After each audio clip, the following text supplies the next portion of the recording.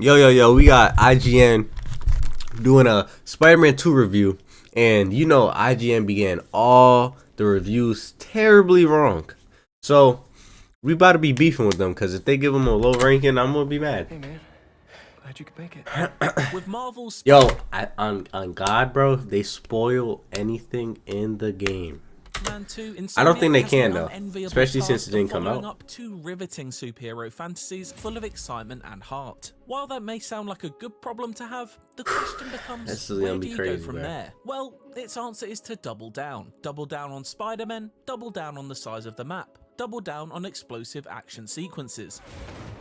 That's tough. In doing so, the studio has crafted another consistently exciting rollercoaster ride and the best story of the series yet. Nah, they low-key showing too much though. Alongside the sequel in other ways, and it can look a bit like two Spider-Man games pointing at each other. The excellent combat hasn't gotten old, but it is largely the same fun as before. And despite that larger map, most of the activities found within it are in desperate need of evolution. The result is a blockbuster in the most modern sense of the word. Undeniably thrilling for long stretches, but by the numbers for others. Damn. Girl. Despite a couple of new tricks up its sleeve, Spider-Man 2's combat is very familiar. It doesn't have it looks the same smell anymore, but it still feels incredibly comfy to slip back into. Pause, what? Of precision dodges, the new perfect parries, so you're not only swerving and striking now, and acrobatic finishes are hugely satisfying. So it's not the same. What is this dude talking about? To keep the fight as stylish as possible.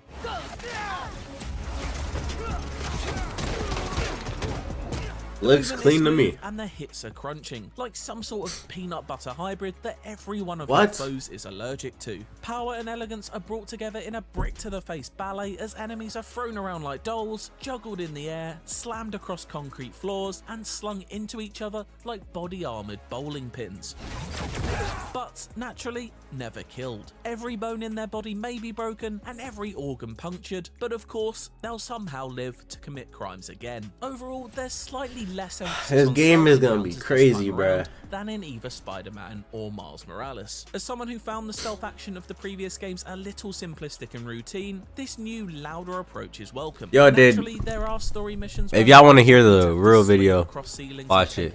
But do y'all see the Sandman and then apparently Mysterio's in this? I low-key think it's a little too much people going in the game, but at the same time, this might be the last Spider-Man game Insomniac makes. That's why I think they just put everything in here. I don't know. Shown off in trailers, the gooey, angry powers that come with it make a big impact, adding more of a brawler nature to fights and giving Peter a set of tools to match Miles' satisfying electric abilities. One area the Insomniac has made improvements in is that Spider-Man 2 offers significantly more in the way of enemy variety, so you'll no longer be battering the same 5 balaclava bullies with baseball bats. Certain enemies are weak to different types of abilities, such as electric or symbiote attacks, which also adds an enjoyable extra wrinkle to fights. It's by no means revolutionary stuff, but a welcome added level of complexity that makes you consider which powers, or even which Spider-Man, are best for the job.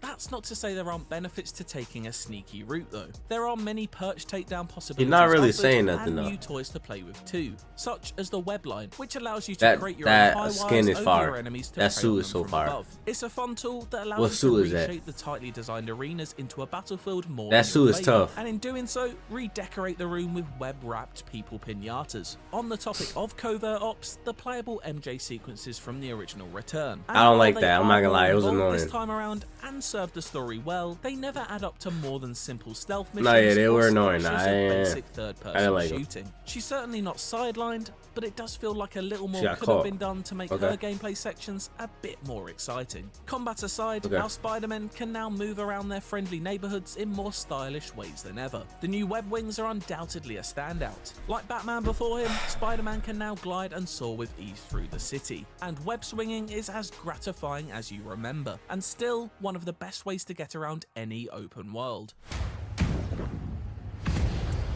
The ghost of you, that mean?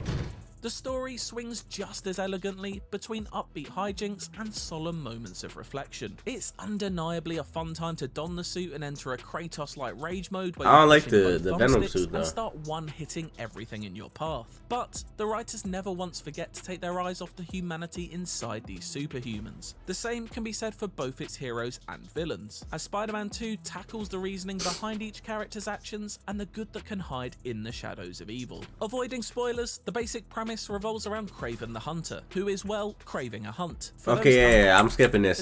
He says spoiler, I'm done. I'm not even listening to it. There are also smaller stories at play though, ones that may seem less important when compared to the citywide chaos, but feel like potential world enders to those who inhabit it. Both Spider-Men tackle the most extreme examples of trying to manage a work-life balance you could imagine, exploring a range of personal issues including strained relationships and loss that plague us as humans, no matter how superpowered we may feel. It's the best written story in the series yet, if still a little cheesy at times, with performances worthy of the script. It's a real triumph that manages to cover such a wide spectrum of themes without suffering from tonal whiplash. You made it.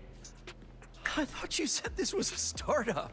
Primarily a Peter Parker story, Spider-Man 2 explores his relationship with MJ and the reintroduction of childhood best friend Harry Osborn into his life. It's always compelling to watch him contend with which pieces of the past to leave behind and what future self he wishes to be. No matter how hectic a scenario gets though, he always has a quippy one-liner ready to be expertly delivered. Better not show me nothing, bro. I really should have stretched. Miles still gets his time in the spotlight, however, and has some fantastic moments towards the end of the main campaign. Even if some of the more interesting explorations— You're talking too much. I don't want no spoilers. Sure this isn't something you can handle yourself? I'm sure.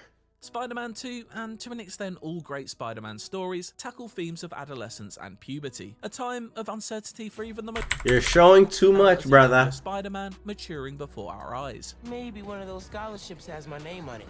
For Peter, these themes manifest in a much more physical sense. He's in his early 20s, so has already navigated the difficult years that Miles finds himself in. But thanks to the symbiote suit, he's working his way through yet more bodily changes. This physical manifestation is also representative of mental health issues that have developed for each Spider-Man. Venom hangs over the main characters like a spectre of grief, drenching them in black as if in a state of mourning. The story does a great job at gently exploring these issues and how, when not healthily addressed, personal demons can eat at us and lead to people we care about being unintentionally caught in the crossfire of the anger and pain those feelings can produce. Of course, a hero is nothing without its villains, and Spider-Man's rogues gallery is almost unparalleled. Outside of the likes of Venom, Kraven and Lizard, the graphics trailers, look beautiful. Insomniac has kept many more hidden up its sleeve. I won't even hint at any of these except to say that Spider-Man 2 opens with a bang, offering up a sense of scale not previously seen in the series. You're talking too much. I do not want to know. Step up. Hey Doc, ready for your annual physical? There are evolving brawls packed full of danger that put all of your skills to the test. Dodges and parries are key, as well as using environment ever gets— I don't want to know. I don't want to know. The roughly 18-hour story may have, this is still unapologetically an old-school approach to open-world game design, and nowhere is this displayed more clearly than in its optional quests. To their credit, the way you can highlight side objectives by pressing the right stick is a welcome upgrade over mere icons on map screen. That being I don't want to said, know I can't nothing, help bro. I've hoped for a few more flashes of Gotham City to make their way into New York. What? Something like the spontaneous shock of Man-Bat jumping at you out of nowhere went a long way to making Rocksteady's superhero open world feel more reactive than what we get here. When you consider the evolution of open world games, we talking about the Batman right Arkham now? series took over the course of the trilogy, it's a bit disappointing to see Insomniac series stuck in time when it comes to its side content and the way it presents itself to you. Standard open world filler activities are here aplenty, and that's one area where Spider-Man 2 hasn't moved with the times or shown much ambition at all. Collectibles, photo opportunities, and rather basic street crimes is only very— Dude, just yapping. Not seem ridiculous. Whoa, guys, can we take this outside? Nourishing, almost to the point of being a series of mini— Yo, I'm not gonna lie, he's yapping. My What's the favourite review? was the Flame questline, which begins with simply helping out the fire brigade, but What's the review at though? and despite its open world falling short, it is a reliably fun superhero. Reliably. And you know what? Screw it. It really did. Nope. Nope. No. No. No. No. Nope. Yeah. Nope. Nope. Nope. 8 out of 10, bro. And you gonna tell me? Hold on. before I even end this video, dislike. Yeah. What? Report? Can I report this? Yep. Oh, promotes terrorism. That's like a terrible way to end it, but I'm gonna report it. I'm pretty sure I can get banned for that. Okay, you guys have a good rest of your day. Like, comment, subscribe, and that's about it.